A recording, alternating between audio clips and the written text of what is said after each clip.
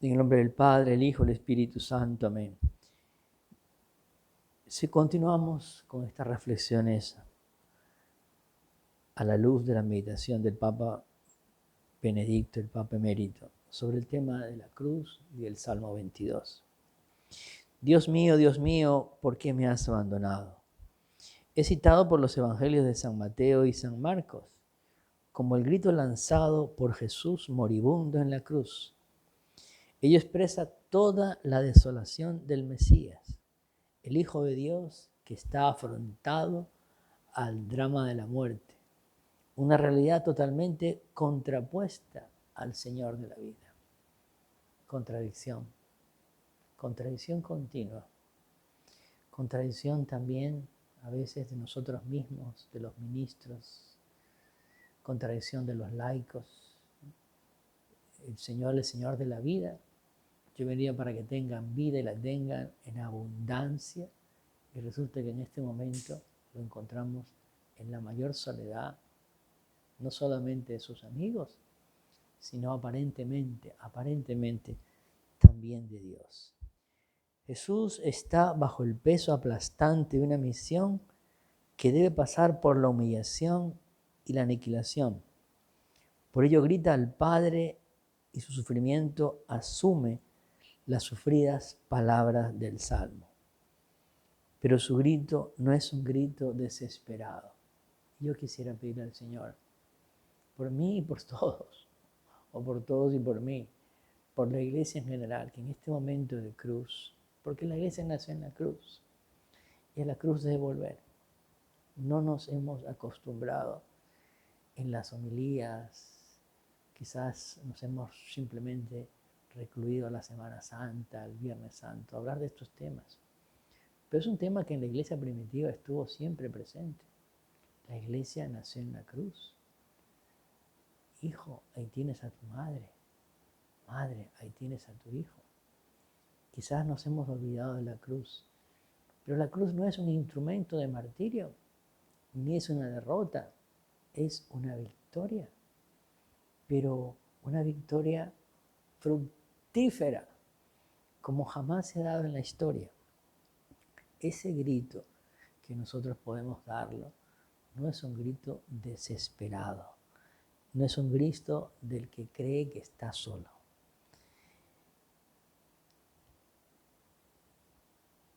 Sigamos con el Salmo.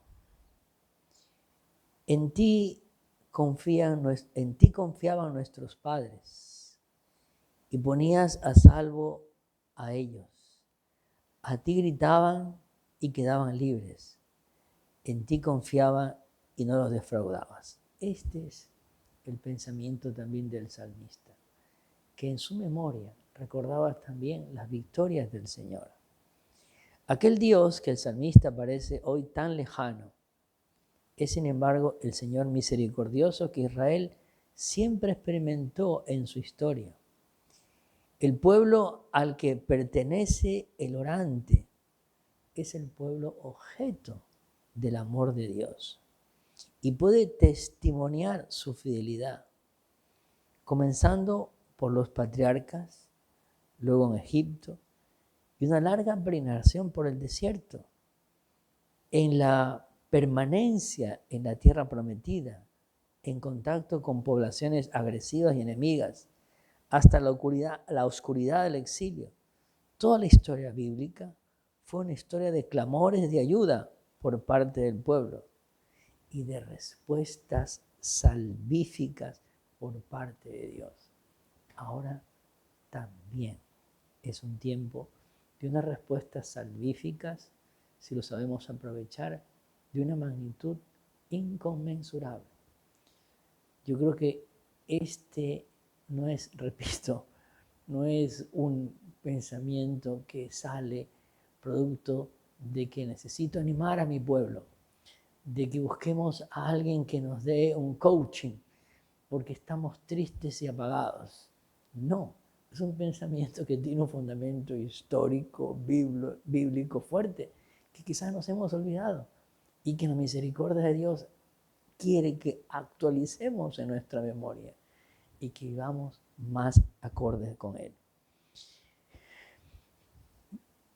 Pero Dios, que es el Dios bueno, que es el Padre misericordioso, que nos ha dado ejemplo en la historia y que nos ha prometido su fidelidad, dice el Papa, pero Dios no se puede retractar.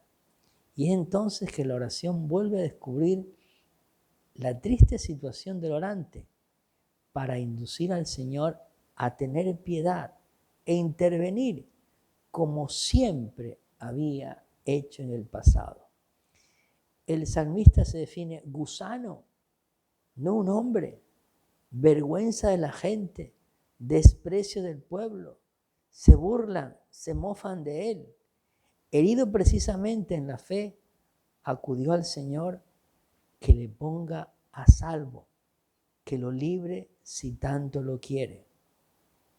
Y esta también es la situación de la iglesia, porque hoy muchos se burlan de nosotros, incluso cristianos. Hace poco oía como alguien nos decía, ustedes se dedican a tocar imágenes, a convocar a la gente, a ser irresponsables en muchas situaciones, a seguir rezando cuando en realidad lo que tenemos que hacer es esto y lo otro.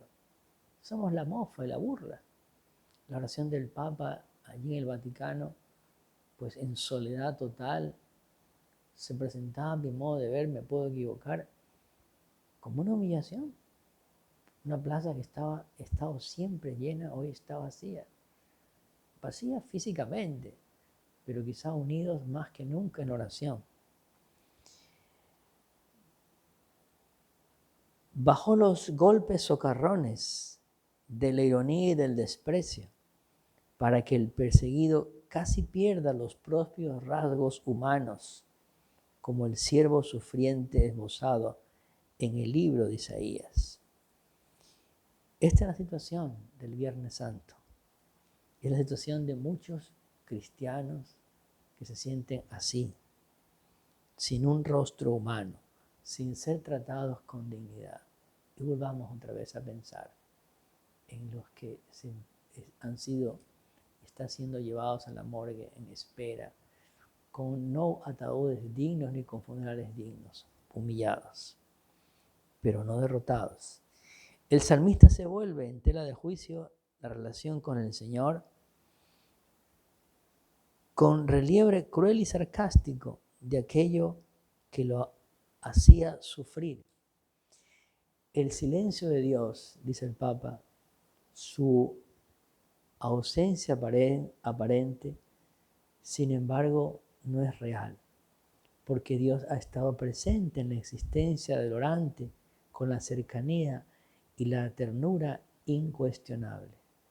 Tú eres quien me sacó del vientre, me tenías confiado en los pechos de mi madre, desde el seno pasé a tus manos. El Señor es el Dios de la vida, que hace nacer y acoge al neonato y lo cuida con afecto de padre. Mis queridos hermanos, no obstante la desolación del presente, el salmista reconoce una cercanía y un amor divinos tan radicales que ahora puede exclamar en una confesión llena de fe y generadora de esperanza, cosa que tenemos que hacer. Dice, desde el vientre materno, tú eres mi Dios. Tengamos esa memoria histórica, mis queridos hermanos. El lamento se convierte ahora en súplica afligida.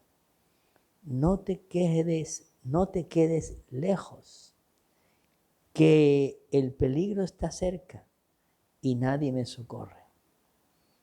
Por lo tanto, es necesario que Dios se haga cercano y lo socorra, porque los enemigos circundan al orante, lo acorralan y son como los toros poderosos, como leones que abren de par en par la boca para rugir y devorar. No obstante, mis queridos hermanos, el Señor nunca ha estado más cerca de nosotros que en este tiempo. Pidámosles desde el fondo de nuestro corazón, que es donde tenemos que apelar. El fondo del corazón, el corazón es la persona. desde el fondo del corazón, que este Vía Crucis, que decíamos hace poco que es una escuela de fe, nos ayude a fortalecer la fe en Dios nuestro Señor, el Dios de Abraham, el Dios de Isaac, el Dios de Jacob, el Dios que nos sacó de Egipto, el Dios que pensó en mí desde toda la eternidad, antes que naciera, yo te amé, decía el profeta Jeremías. Esa historia se tiene que dar y se da en cada uno de nosotros. Que vivamos esta Semana Santa, mis queridos hermanos, como tantas veces hemos dicho estos días, no como nosotros hubiéramos querido, no como nosotros hubiéramos planeado, no como nosotros hubiéramos soñado, pero los frutos, si sabemos aceptarlos con humildad, una iglesia aparentemente humillada y derrotada. Muchos te dicen, ¿qué está haciendo la iglesia? Pues esto, rezando, pidiendo, invocando a Dios. Y también, creedme, por testimonio, si no es el momento, también estamos ayudando y haciéndonos presentes.